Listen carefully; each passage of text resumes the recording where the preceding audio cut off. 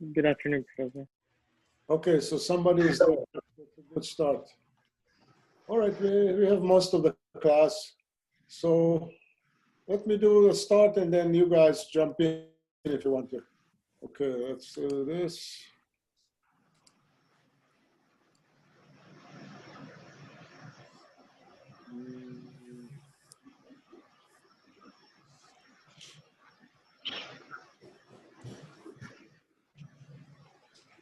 All right. So midterm exam, it's this Thursday. I think that's why we're going to have a large audience today. And okay, so where it will be, how it will be, and all the questions. So the way we did it in the past is I'm going to post it on Blackboard at 4 o'clock, maybe 2 minutes earlier. Then you can look at that, and then you solve the problem. They're going to be 4 very short problems, similar to homework.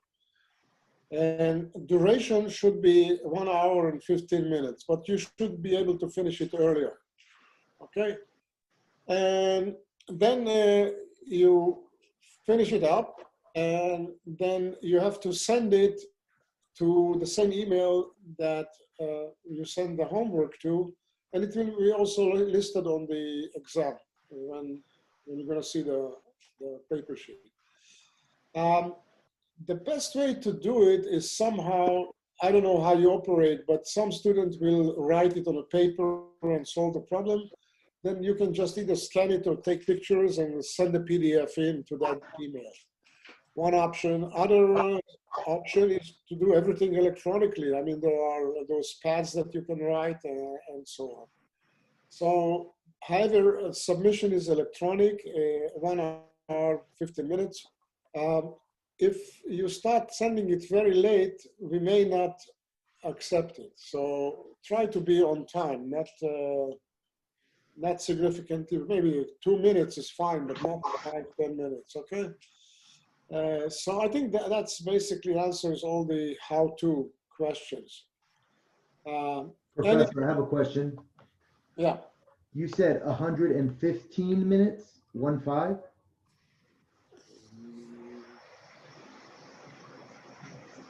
Second, because you're recording very much like the class. Come on, 150. Oh, okay, I got you. So we have class time. Got it. We have the whole class time to do it. And then so we have to finish a little bit earlier though, right? Because you're asking us to scan in the document and send it to you. So we'd have to finish a little bit earlier, correct? Okay, let me just do, okay, so I put it down here. Okay, so 1 hour, 15 minutes total. It is actually planned for 1 hour. So you have 15 minutes for bureaucracy, you know, for management and things like that. It is expected that you're going to do the exams by yourself. Okay, it's not a joke, it's serious. Anyway, I'm not going to go further with that. Professor, I have a question. So if this class was in person, we would get 1 hour and 15 to take the exam. But I was wondering, because we have to scan it, can we get an extra, let's say, instead of 1 hour and 15, can you make 1 hour 20 or 1 hour and 25 just because we have to scan it? I understand you're saying it's supposed to take you an hour, but if this was in person, it would take 1 hour and 15. You would have to give us the 1 hour 15. What do you mean you scan it? You send it to Costco for scanning, or I don't understand. You just take a no, because we have to. If we're doing it on paper, don't we have to scan our paper, and so we can upload it as a PDF?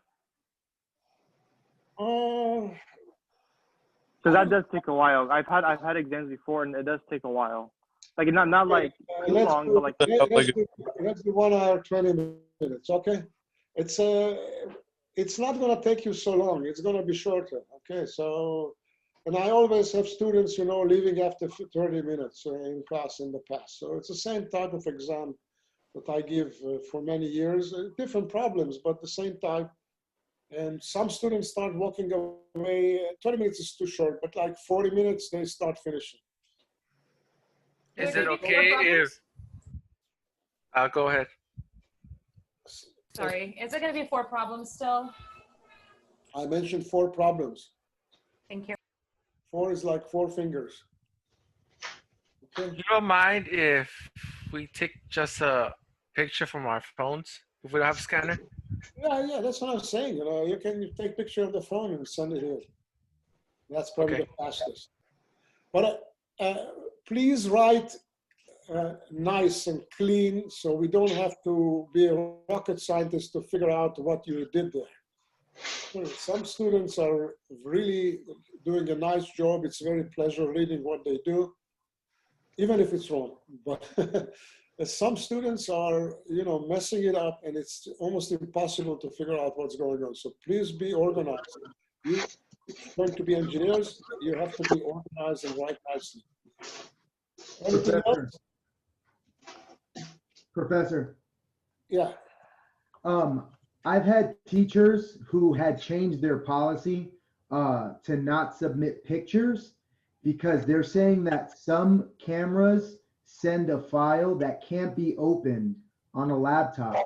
I've sent pictures before, and I had a teacher basically have to ask me to submit it days after it was submitted.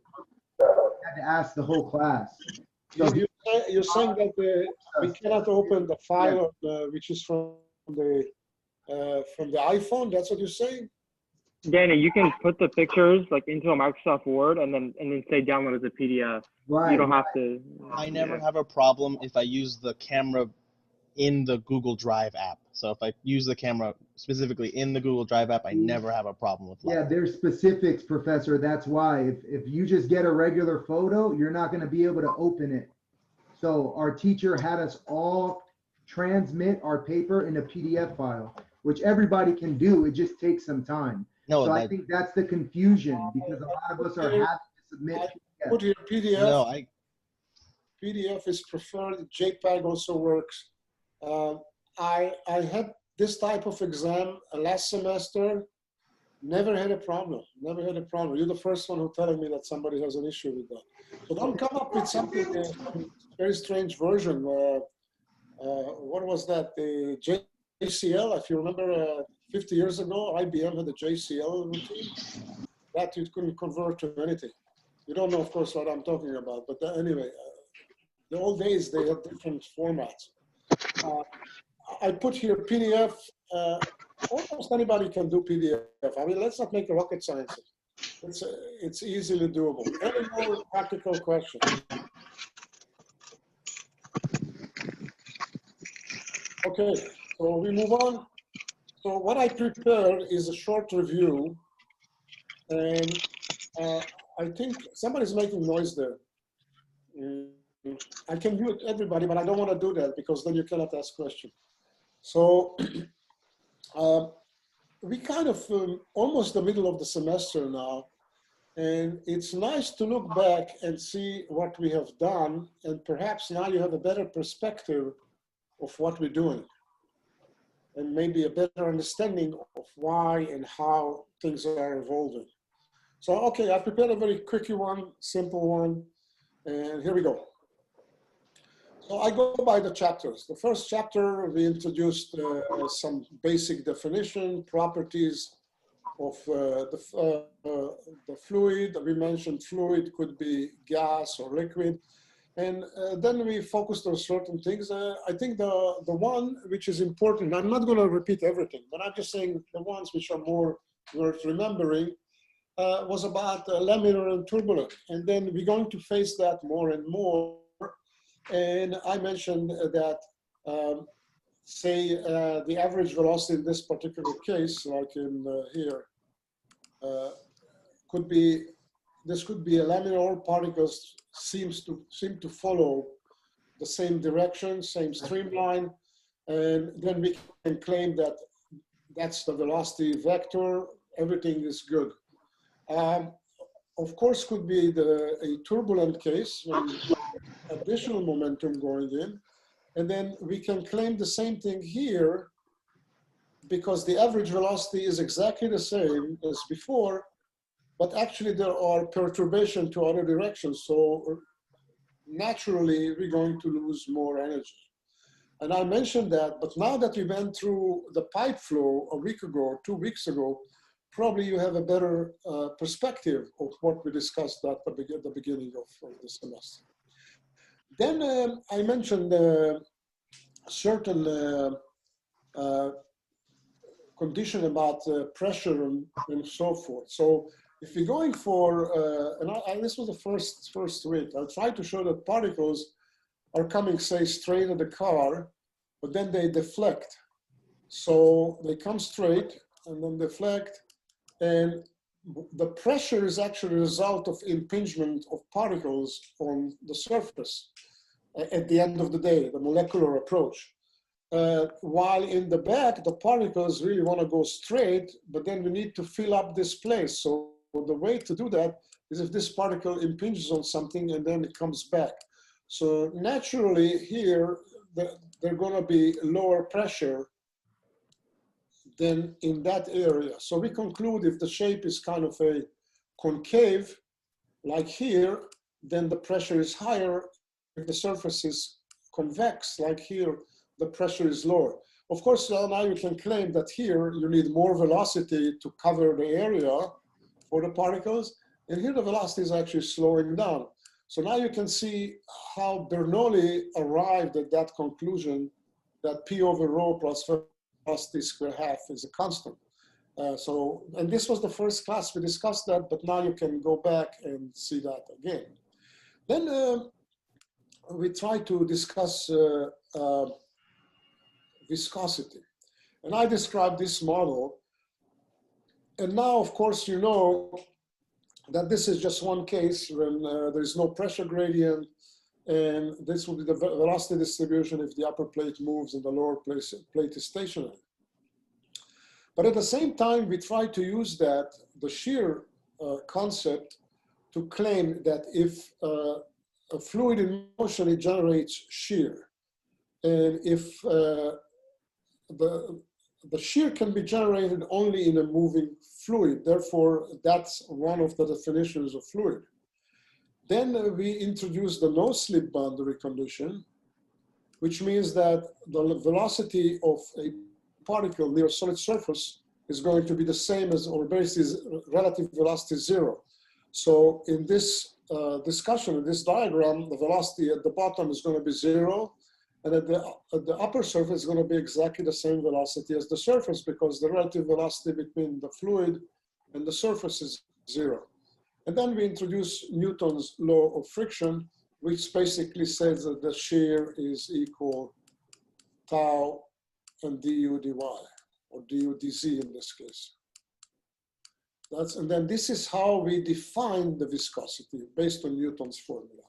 So that was the beginning properties. We had other properties like surface tension, and but we did a few things with that, nothing dramatic. This is just to discuss properties. One of the interesting aspect was the capillary effect, where we try to show that if the angle theta is less than the 90 degrees. Whose dog is that? Okay, so if less than 90 degrees, then the fluid will go up. If it's more than 90 degrees, it will go down. Like mercury. In case of mercury, this will be more than 90 degrees and it will go down. We had some problems with that. This is not something dramatic or very super important. Then we went to the equations. That was a difficult thing to do. But I think at the end of the semester, it will look like it was worth it. And we tried to discuss which formulas. And we ended up working with continuity, which is conservation of mass, and conservation of momentum. This is the original formula. Then we did the integral approach, and we basically applied that to the one-dimensional flow case. And we suggested a simple stream tube model where only the action takes place only in two surfaces, in and out, and it's only one-dimensional to the x direction. And then we concluded the continuity equation, equation one, ended up with this. And of course, we said steady state, so d over dt was 0.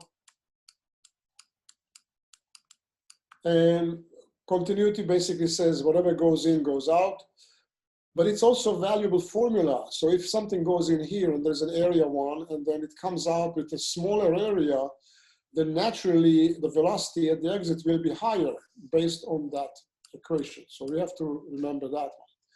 Then we look at the force formula, and then we claim that actually there's a control volume around, and then there's a shear force.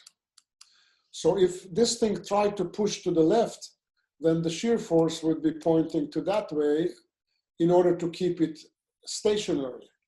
So we put all the things about the shear into the Fx, and then what we have here is momentum going out minus momentum going in, pressure in the back, pressure pushing in the front. And that's very, very simple thing to remember. And then we did some examples on that here. And then later on, we came back to the one-dimensional flow and we looked at some problems again. Okay, so then we went to the differential form, and that was pretty heavy going.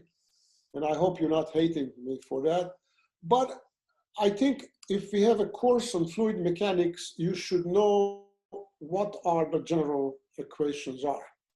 Okay, so I did not put here the continuity, which is fairly simple, but this would be the Navier-Stokes equation, which is the momentum in Cartesian coordinate system. That's how they look like. We should be able to identify, this is acceleration, AX. This would be body force. This would be pressure, effect of pressure.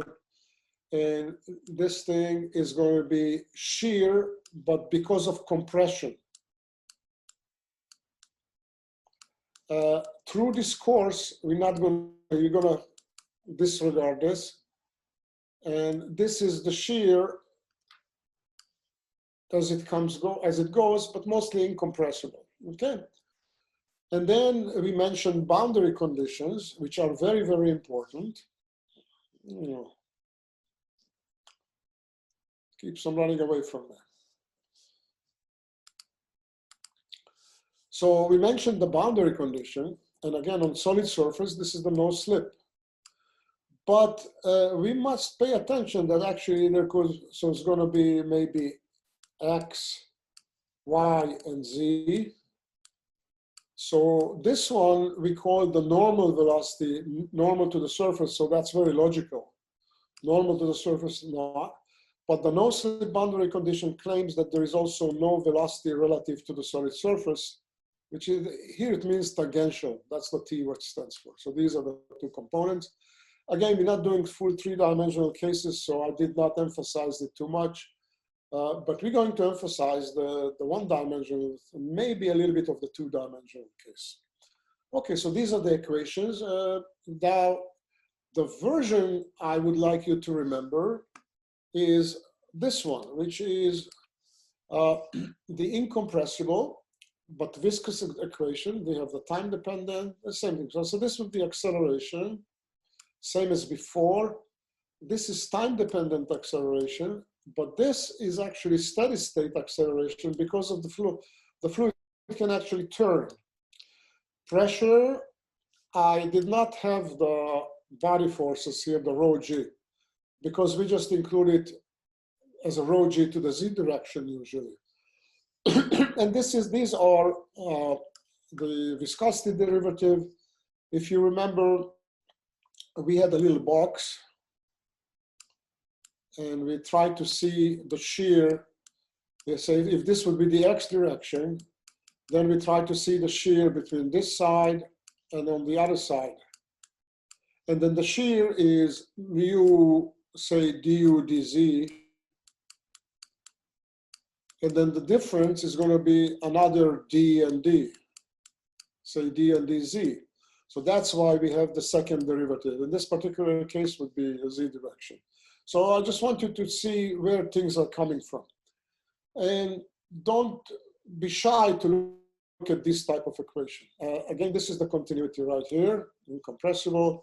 Basically claiming that if there is a box like this, whatever goes in the two direction goes out on the third one, or there is no mass lost because nothing accumulates. There is no change in density, which means it's incompressible.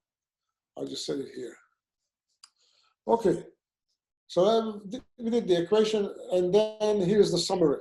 Okay, let me see what else is coming. Okay, the next coming the one dimensional. So conclusions out of this one, fluid dynamic can be represented in different coordinate systems, could be presented integral, no integral. At the end of the day, there are no general closed form solution. Historically, there were localized solutions, and my objective in this course to show that all those solutions actually originate from the equations we developed, which is, I think, very important to remember. So this is basically what I just said now. So we can look after that with practical problems and try to identify how they are related to those equations that we developed in chapter 2. I think that it's also a very logical connection, because then you can see similarity between different models and how do they connect to the Navier-Stokes equation. Hopefully, if you continue with advanced courses, that will be more obvious. Now, this is a remark because I said that. So, but then I said closed form. So numerically now, you can actually solve the general Navier-Stokes equations, but you have to be careful how you set up the grid and all that. Maybe in the end of the semester, if I have time, I'll say a few things about that. Okay, so this is a remark about the cases we're going to do. We're basically going to do steady state, and we'll try to also do 1 or 2 dimensional cases. The next thing we did, chapter 3, most logical, as I claim here, would be hydrostatic, when actually the fluid is not moving at all. The fluid particles relative, so there is no flow, but it's still liquid. So we checked cases like acceleration, solid body acceleration, or pressure variation with depth and things like that, which are very important in order to understand the effect of pressure, how you evaluate forces, and then we introduced also the concept of center of pressure. Okay, so the first thing we did is something you will know from high school, is that if you have a liquid, and you measure the depth as h, then the pressure is going to go with rho gh. Okay, so very simple. If the fluid is considered to be compressible, we developed based on the ideal gas formula, like something like that. But we also showed that the differences are not super dramatic for a few hundred meters. If you go all the way high, several kilometers in the atmosphere, yeah, this thing is becoming logarithmic, really logarithmic. So that was just a warm-up thing. And then we moved on to the pressure, solid body acceleration, but really wanted to show the pressure distribution inside the fluid. So solid body acceleration, we mean the fluid is not moving. We have 2 cases. One, we had a linear acceleration, and then we had a rotating one, which is far more practical. Okay, so let's see. So one more time, to solve problems,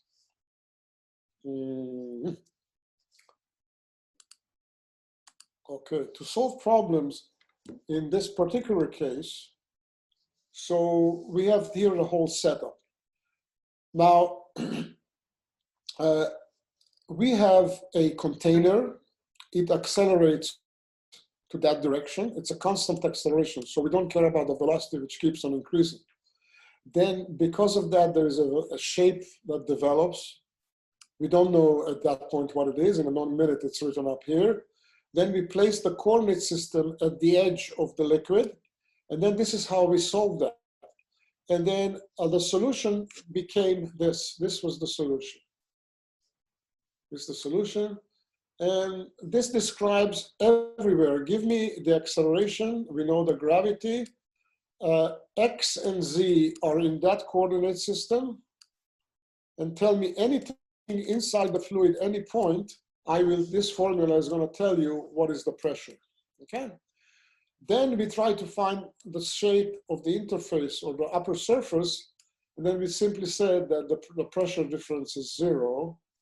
And that gives us Z equal minus A over G, which is a negative slope. And then we can call the tangent alpha is this.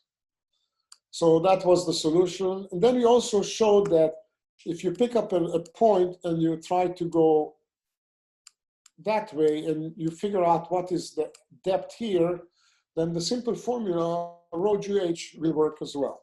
Okay, so that was simple. Simple solution. Again, all the formulas are there. I can invent cases when it was stationary, then it accelerated, how much fluid was spilled. So you should be able to calculate the area of a triangle or something like that. That's all. Then we had the spinning, the container which is spinning. And again, solid body acceleration, because if you look from the top, the fluid particles are not moving. Everything is stationary. So the velocity profile is going to be like that. This is the velocity profile, but the particles are not moving. Okay? And so we developed what is the pressure at any arbitrary point? Here it is. It depends on rotation rate and all that.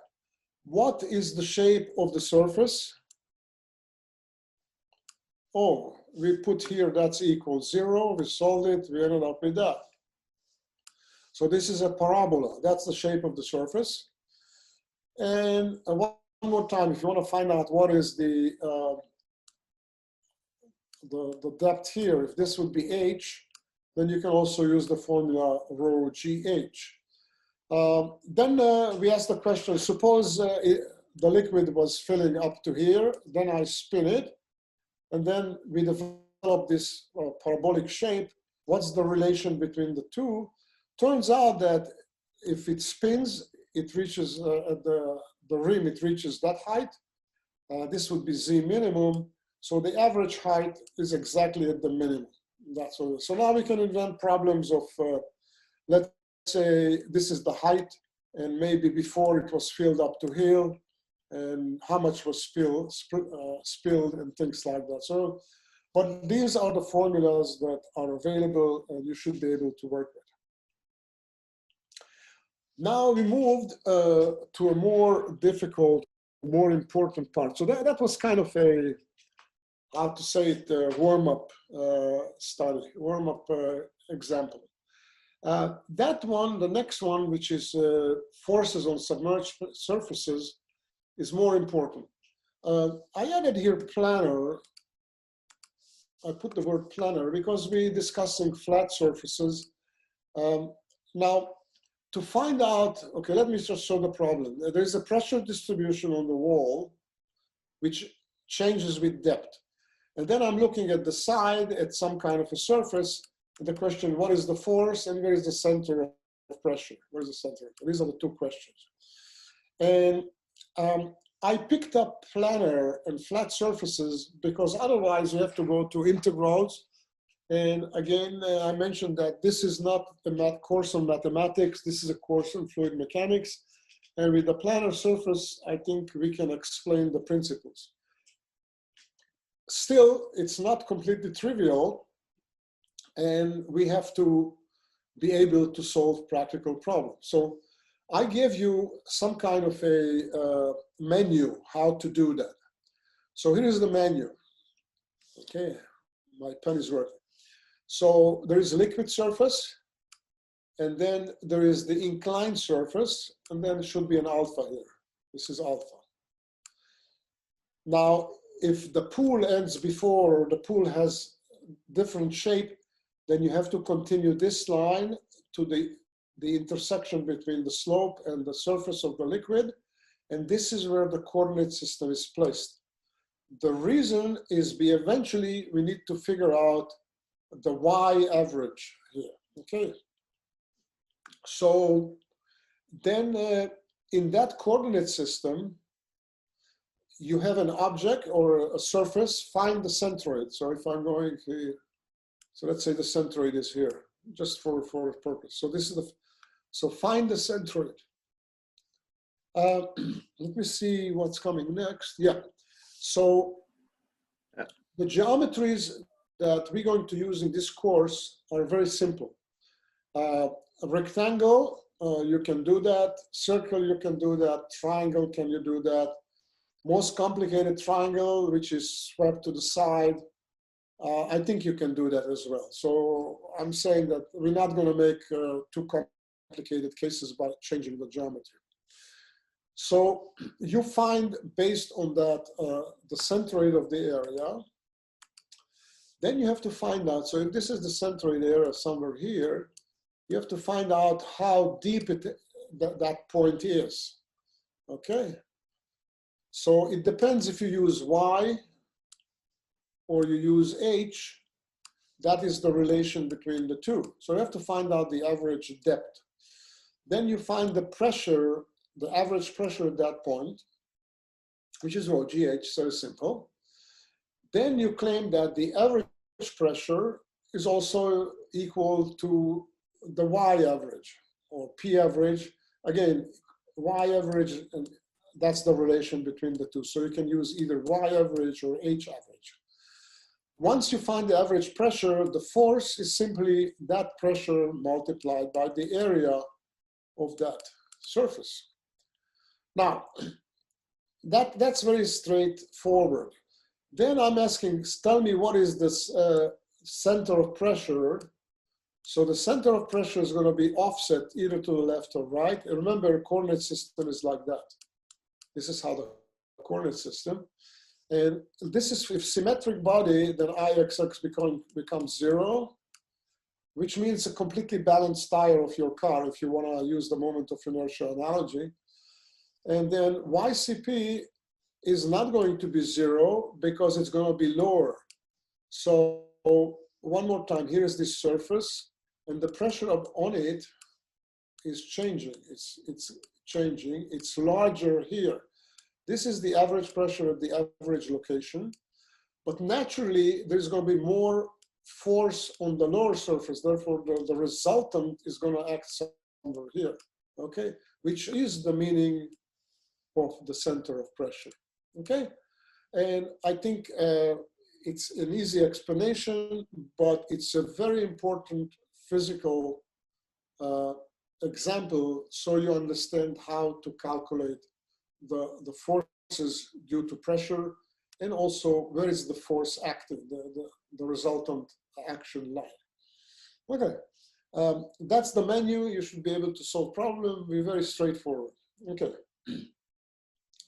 Then I made a mention, we're not going to use that too much, but for those that if you forced and then you go to internship and then they ask you, okay, what's the force on that surface? You took fluid mechanics, you should be able to answer. I want to feel confident that you can do that. So all I'm saying is that if you have a curved surface like that, then you can take the weight of the fluid above it, and that's going to be the force to this direction. Very logical. And then the force to this direction is you take the projections of the area. Of course, the pressure is going to be like that. So you take the same rule. You take centroid, average pressure, P average, and times S, which is Sx, which is going to be that area, not the true area of the curved surface. That's very, very simple. And which basically, remember we said delta F equal minus P and ds. If this is how we started. This is actually Sx, which in this case is this. Okay, I just want to show that everything we said is true and they are connected. Again, we're not going to do examples on that, but it's important for you to know. Then to finish this chapter, we went to buoyancy. And Archimedes figured it out 2,000 years ago. You should know that by now. Okay, that's the approach. He said that if something's floating on there, the weight must be equal to the displaced fluid weight. Here, the buoyancy force on submerged object is equal to the weight of the displaced fluid. And in this case, it's the weight of the fluid above it, okay, which is exactly what I discussed earlier. Okay, now he said something else, which we had to prove. I had to do some integral. I'm not sure if you liked it, but it turns out that the buoyancy acts through the centroid of the area. Okay, so that's very important. I really don't know how he figured that one out, but he did say that, and congratulations to Archimedes. That's it. So again, most of the problems, some of the other textbooks are about calculating the volume and the centroid of certain areas. And this is a different thing. It's not, hasn't have to do with fluid, so I'm not going to force too much on that. Okay, so that's just as long as you understand these three rules. Okay, with that, we stated the equations. We had an introduction, chapter 1, and then we started looking at the pressure. We showed how force is, how the pressure generates force, how we do the integration, and then also introduced center of pressure.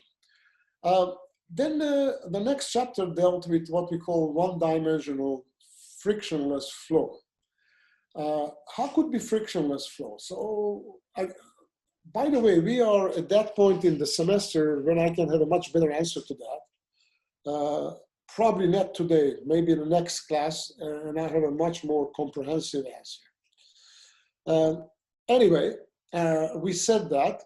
And then the first thing I need to do is, what is a one-dimensional flow? So here's an example. When I have a pipe and the flow comes in as the velocity profile, again, by now you know that that is true. But I would like to represent that by a one number, which is the average velocity. And of course, the flow rate of the two should be the same. And then I can use the one-dimensional thing. Now, we said that we're going to have, for what kind of tools we have for the one-dimensional flow. We have continuity,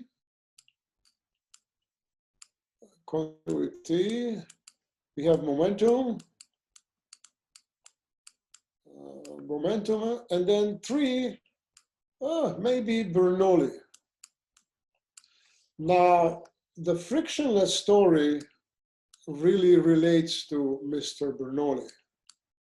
And I keep on saying that, but again, I think next class, after the exam, we can spend a little bit more time and more accurately explain that. So now let's go back. So here is a typical scenario. Fluid goes over a cup. Let's say this is air. And I can look at the streamline, which goes here. And there's not much friction.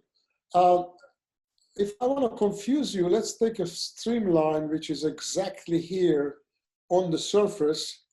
But I said no slip boundary condition. Therefore, that streamline will stop. Okay, so on the surface, the velocity is 0. A little bit above the surface, because we assume that the viscosity is very small, we're already going to have almost full speed. We're going to call that boundary layer in the future. And of course, we're going to calculate how much it is. Now, just to answer the question right now, if you be talking about the real car driving on the highway, then we're talking maybe a few millimeters thickness. So it's a very tiny distance.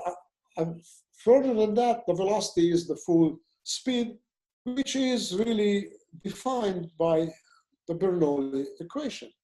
So at that point, we can claim that this argument of frictionless flow is correct. So what he's saying is that the velocity, it's some sort of energy, the potential of the height, the pressure, and then the velocity, which is kind of energy, is constant. We took 2 points. Say I take a point here, A and B. Then this equation I write down. Let's say GH is the same. So I'm going to see that if here I have U infinity and I have a velocity here which is faster, the pressure is going to be lower. By the way, the pressure here I said is larger, pressure here is lower. The net effect is going to push it back, which we call resistance or drag. We'll see it later on. Okay, so that's, we developed the third equation. So the full one-dimensional model is continuity,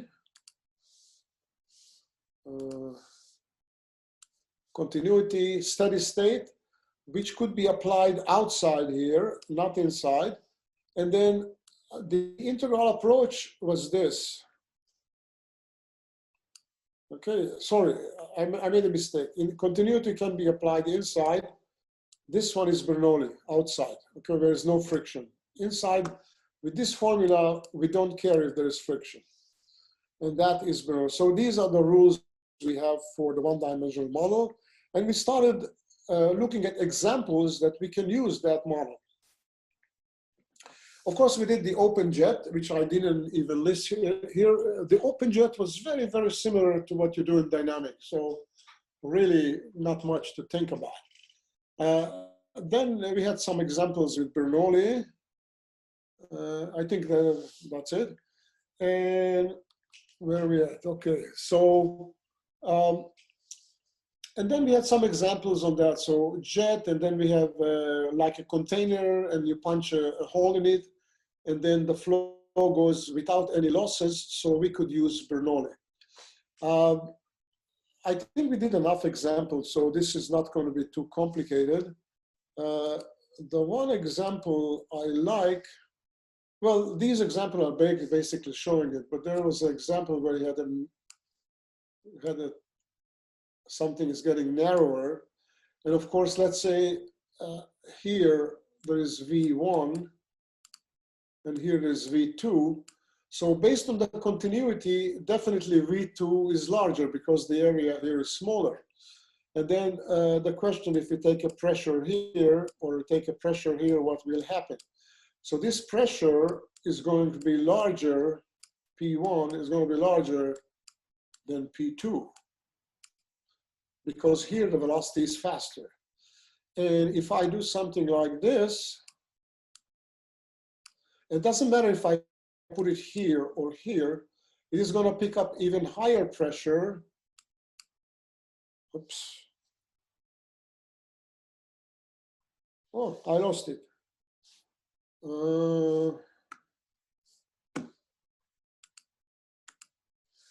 So it's going to be higher pressure because the velocity is 0. Okay, so all these measuring devices use the same principle, of Bernoulli. So first one is the pitot tube. Everybody using it. It's on airplanes, on testing, and so on. 2 concentric tubes. The flow comes here, goes parallel. This streamline comes in here and stops. And this streamline goes by. And so we assume that at that point, the velocity is the same as far away. So the velocity is not changing because of the probe being present. So here we have U infinity and also P infinity. At this point, we have 0 velocity. Therefore, the pressure will be higher, and we call that one P total. Okay? So we actually said that P total minus P static, which is P infinity here, this will be P static, equal 1/2 rho and then U infinity square. So this would be the static, this would be the total pressure, and then this is the velocity. So that's the equation, okay? Because I took this streamline, I took a point here, and I took a point here, and then we wrote down this equation. And based on that, we developed the formula how to measure velocity with a pitot tube. All right, so that's that one. Then turns out that that may be a bit more complicated to use on a long pipeline. So people invented what's called the Venturi tube. So the Venturi tube, you cut through the pipe and introduce a narrowing section. And then naturally here the velocity is faster, the pressure is lower. And then you measure the delta P between the two. And then of course you know the area ratios, and therefore you can calculate what is the mass flow through that pipeline, which we developed. This is the equation. So very simple, same principle. But now we're using, if I want to go back to the same story about the streamline, we're using the streamline, which has no friction effect. And it just simply, because of the area ratio, it is changing velocity. Okay, so there are no losses. If there are any small losses because of friction, we incorporated that to a loss factor or drag, friction loss factor. And for the case of the Venturi tube, this was like 2–3%, very, very small number. Somebody said that, you know, that is very expensive and you have to cut out a large pipeline. Why don't we do an orifice? So we're just going to insert a flange with a hole. So that's what it is, very simple. However, works on the same principle, same formula. But now the flow, here it's very smooth, here it's very smooth. Here the flow is not so smooth, there are losses because of the flow separates here. Therefore, that CD is going to be maybe 20%, sometimes even 30% loss. So it's going to be 0.6, 0.7 instead of 0.98 in case of that. So if you want to measure flow rate and you don't care about pressure losses in the pipeline, it's not a very long pipeline, you can use orifice. Now, if we can modify equations like that, even if there are significant losses, and use that equation, so we can look also at injectors and maybe apply the same approach. So we said, okay, pressure here is P0, pressure outside is PA, and so P0 minus PA equal 1/2 rho U A and S, let's say area. What do I, area, I have A here. Okay. Sorry, U square 1/2. I jumped too fast. Which is exactly the same equation I had here. So you know how much pressure is there, you know a very small area, and then you put everything in this friction coefficient factor, and then you have the formula, which I tried to write here mistakenly, which is the mass flow rate. And you take the velocity from the formula from here, and then you end up with this, which works fairly well for injectors. Okay, so that is, again, using Bernoulli. And even if the flow is not completely friction-free, you can use that. You can use that. So that's what it is. And again, this is standard. Manufacturers use those formulas, and then they provide corrections for pitot tube or Venturi or orifice or whatever they sell you. Okay, I think that was that chapter. Then we move to the next chapter. So one more time, I'm going back. We introduced the equations. Then equations are actually acceleration equal forces due to body force, pressure, and viscosity. Then we discussed body force like gravity, and then pressure, which was the chapter 3, and how the forces are generated. Then we looked at just the acceleration and momentum terms in the previous chapter.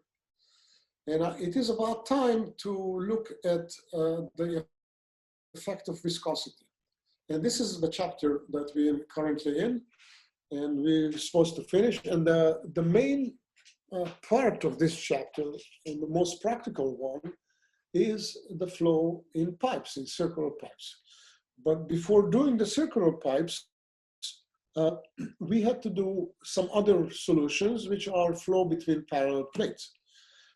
We call those exact solution, and let's call that, we call it exact solution. Why?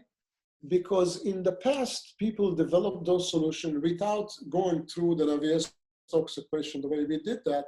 They just tried to look at the phenomena and say, oh, I can actually develop some equation, and this is how it looks like. And okay, so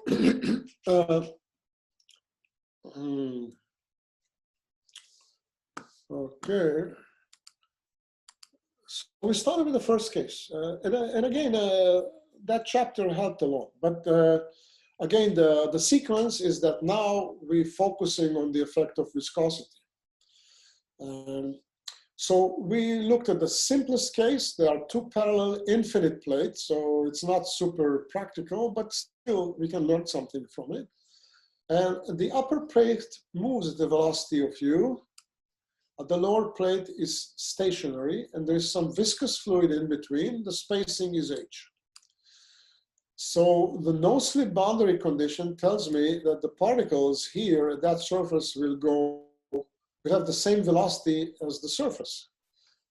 Here it is 0, same story. So why would the fluid move? The fluid move inside because maybe there's pressure which is pushing them, or maybe because the upper surface is pulling them due to the shear force or viscosity. So these are the two reasons. And then we went through the algebra, and we ended up with this solution. Okay, so this is the velocity profile. And then it has, this one was actually the shear flow. When there is no pressure gradient, upper surface moves, lower surface stationary, and we're going to have a linear velocity distribution like we introduced at chapter 1 when we tried to explain what is the viscosity. And again, Newton specified that this way. And he was the first also that introduced viscosity effect into the fluid mechanic equation. He didn't solve that, but he introduced that. That's why it's called Newtonian fluid, because it has a linear viscosity. So that's this term. And then the other term, this one describes the flow due to pressure. So we have two plates, parallel plates. Why would the fluid move to the right? Because there's high pressure here and there's low pressure here. And then if the pressure gradient or the pressure distribution we'll have a negative slope. So this number is negative and this is minus minus, therefore it is pushing to the positive direction. Also the shape of the velocity profile is a parabola. Okay, comes out of algebra very accurately. So we did that. Then would you be able to go back 2 slides really quick? This one? One before. This one? I think it was the summary one.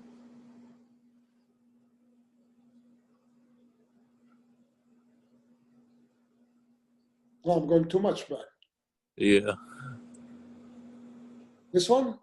It's the next one. Buoyancy. then after this, This yeah, is a summary. This is a summary of the equations we had for the one-dimensional flow. yep. Yes. What was the question? I was just asking if you could go back so I could take a quick picture of it. Thank you. Okay, you're welcome. And then again, I think there's a recording. Yeah, it is recorded, so you can always look at that later on if you want.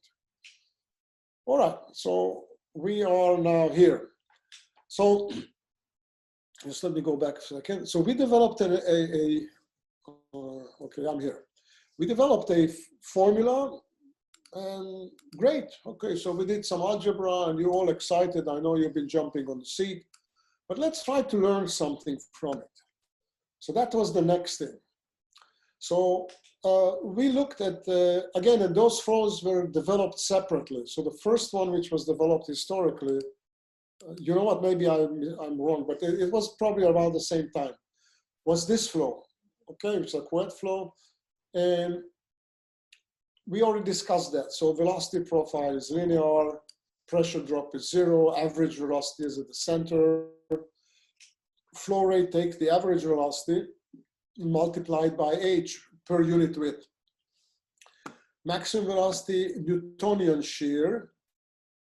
But now we did something very, very important. We tried to show some kind of a general description of the shear, and we call that friction coefficient. So this is a non-dimensional number. And again, in engineering, people use non-dimensional numbers because they want to scale things. So then we took our solution and tried to work through the algebra, and we discovered that that looks like this. But we already discussed the Reynolds number before, and turns out this is the Reynolds number. So we can claim that CF is 8 over Reynolds. And so two things. First of all, we can scale different conditions, different fluids, different spacing, different velocities of plate, and all bunch them into one equation, which is this friction coefficient. Later on, we learned that what we're doing here is good for laminar flow. And then we can actually extend that by putting some experimental numbers into that formula, which we did with the case of the pipe flow. So this is a very important conclusion.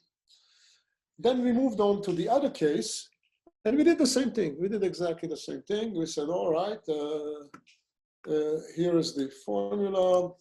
This is the velocity. Of course, we dropped the upper surface velocity.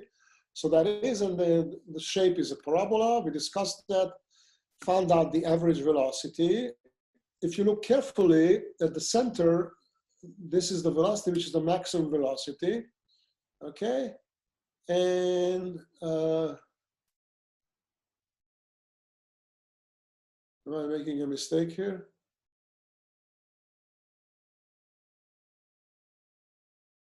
I am making a mistake. This should be 8.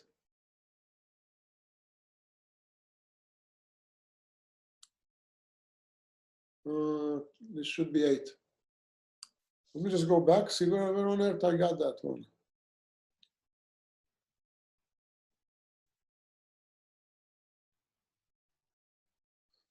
Okay, I have to double check this thing.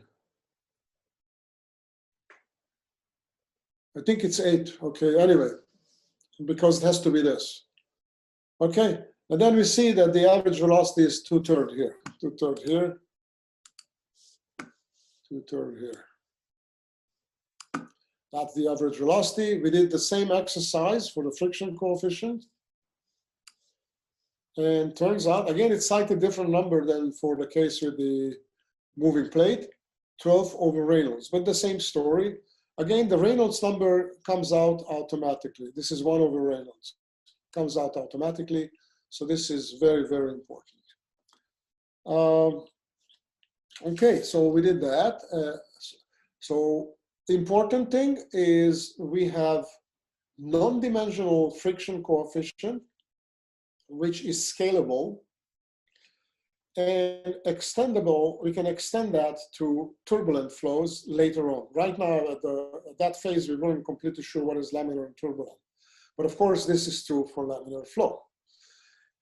Then we moved on to the last topic, which is flow in pipes. So we did again the same exercise, and exactly the same thing. We had to use cylindrical coordinates because the geometry is cylindrical now.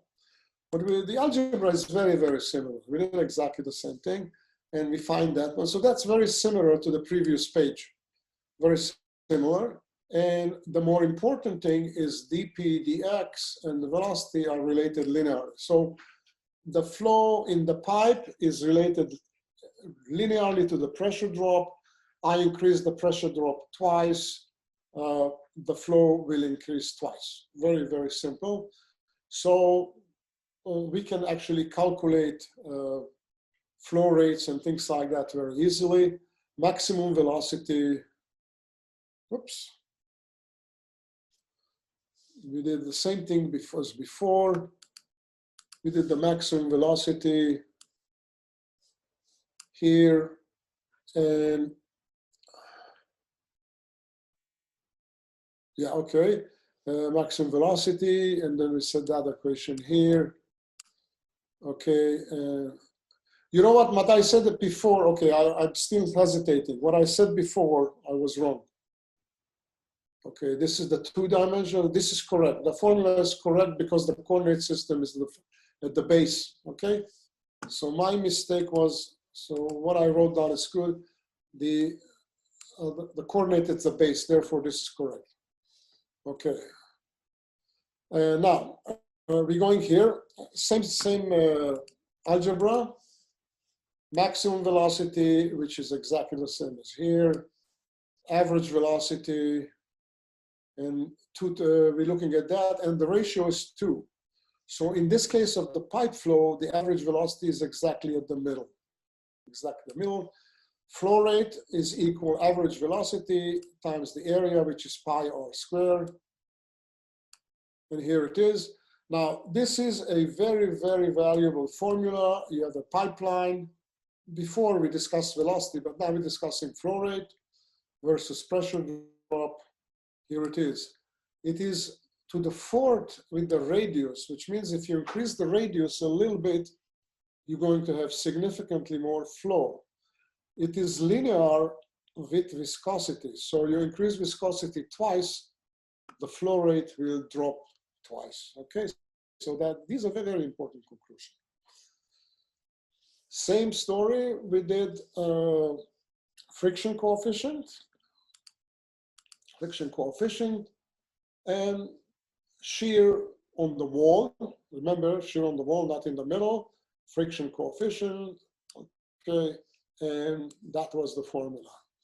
Then we went to Mr. Darcy, who ended up with a formula like that, where he actually tried to say the pressure drop in a long pipeline is related to a friction factor, the length of the pipe linearly connected, diameter, average velocity over, and then he added the G, average velocity, which is more like Bernoulli and G. Of course, it's not Bernoulli, but it's similar. Then we tried to compare the two equations, this and this, and turns out that it's exactly the same, but his friction factor is 4 times our friction coefficient. So his friction factor is going to be 64 over Reynolds for laminar flow. So we good, we did something good. But in his case, he can actually squeeze all the turbulence effect and all kind of other effects into that friction factor, and the formula is still going to go well. This is a one-dimensional model where we use the average velocity. Okay, so that's what we have. Okay, so now note. Okay, so compared to our model, we had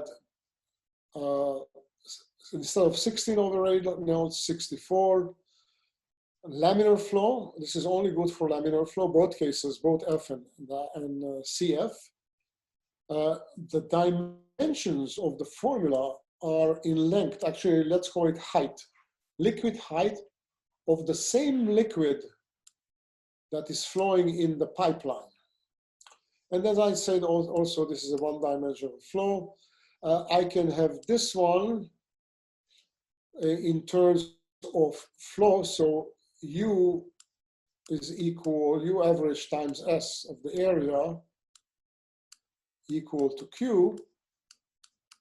And then I substitute instead of Q here, that here, area is pi r squared.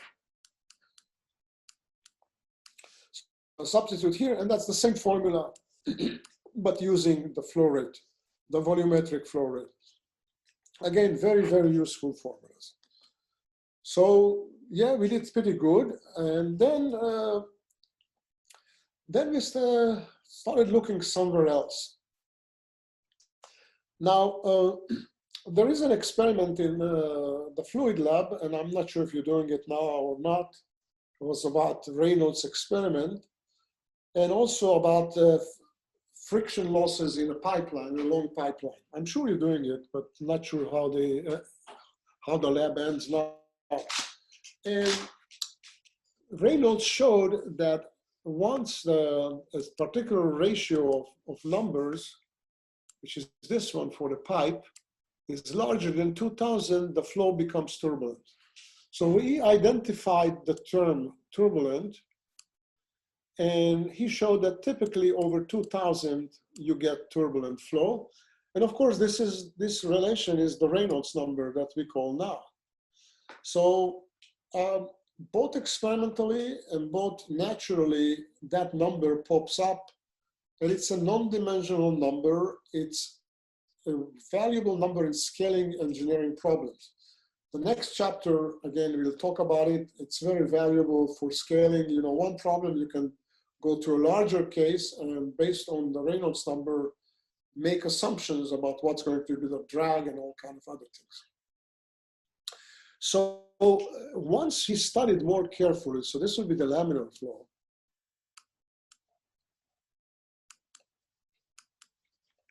And this is turbulent. It's not just him, the other people realized that this is the case we solved. But in turbulent flow, the velocity profile is different. And both flows will have the same flow rate, Q, going through. So the same flow rate, but an entirely different velocity profile. This is mostly high speed. Here, it kind of as a parabola goes down. So it shows that the average speed is the same. But if you look carefully, the slope here, the shear is much larger, which I'll say here. Shear is larger. Also, the fluid particles move to all kind of direction, all kind of zigzagging here.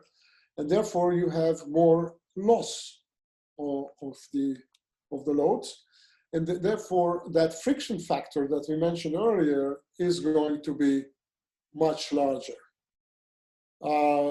So what happened? Okay, so we can actually use Darcy's formula, but now we have to modify those friction factor. And luckily, in the 1940s, middle of World War II, Mr. Moody, who was working for NACA, did that and put all the friction factors he has in that table, which is called the Moody diagram. This is the formula we developed for laminar flow. This is our equation. Turbulent flow looks like that. And then this would be different roughness of the pipe, which I explained before. The interesting observation that if I pick a particular Reynolds number, that we can have both laminar and turbulent flow, the turbulent flow is significantly, so we have significantly more friction, which I explained earlier, so it's expected. Also, the scale here is logarithmic, so it's much larger than meets the eye. We discussed that diagram, and it's very useful. Hydraulic engineers use that all the time. So very, very important formula. We're getting close. We're getting very, very close. Now, let me just see what is the next one. Okay, good. So I'm pretty good on timing. So at the end of the day, we decided how are we going to solve practical problems? So we introduced the model when we have some higher potential. Let's call it potential. I don't even say potential of what. And then the lower potential. This is some sort of energy. And then I can compare the two with this equation, which looks like the Bernoulli. And then I have to add here the friction losses. And therefore, I can pick up 2 points and figure out a whole bunch of practical problems. The overall losses are shown here, which is basically Darcy's formula. And we also added all kind of Ks, all kind of other losses due to angles, valves, elbows, entrance losses, and things like that. And we did a whole bunch of examples. We're still going to do examples. The nice part of it is that the dimensions is height. So you have a city water tank, and then it has a height of h, and you, the customer, somewhere here. And the question is, how much is the energy of the water here? So you lost all that for friction, which is hf, and the only h which is available for you is this, and that's exactly that equation. Okay, so this is where we're at right now. I don't think the pipe flow will be included. And I think we're coming to the end of the class. Any remarks, any questions, because before you fall asleep? Will we be having access to this class notes after this lecture, or? I don't hear you very. You're very broken. Can you ask again, please? Hello. Okay, now I can hear better. Will we be having these class notes after this lecture, or when will you upload these notes? Where is the? I can send it by Blackboard to everyone. Aliba, if you send it to me today, I'll post it today. Okay, yeah, I will send it today for you. Okay, Aliba is you have to thank everybody to Aliba because she is doing everything. She's our, what they call that, administrative coordinator. Administrative coordinator. She is doing all the coordinations, and she's really working hard and doing it very well. Thank you very much, Aliba. Thank you, Professor. Thank you. All right. So see you Thursday. Thank you. And good luck. And it's going to be easy. Anybody who's been listening to us will do fine. Have a good afternoon. Perfect. You too, Professor. Thank you. You're very welcome. Professor? Yes. Just really quick, just to make sure, so on Thursday, we don't need to join the Zoom that you have. It's just going to be through Blackboard, right? That's a good question. I was thinking of opening a Zoom invite in case you want to ask an urgent question. Okay, so we could join and ask you questions like during the test. But, I rather not have, but if there's something real bad and I want to say something to everyone, then you know, I'll leave it open. I'll leave my Zoom invite open, and I'll be available. Hopefully everything will go smoothly. Okay, but do we have to join then? No. If we don't. Okay. Okay. I try to make Professor. Okay. Okay. Thank you. You're very welcome. Professor? Yes. Can you go back to the slide before the graphs for a quick second? What is before the graphs? One before that one. Yeah. And then, yeah, I think that's it. Thank you. You're welcome.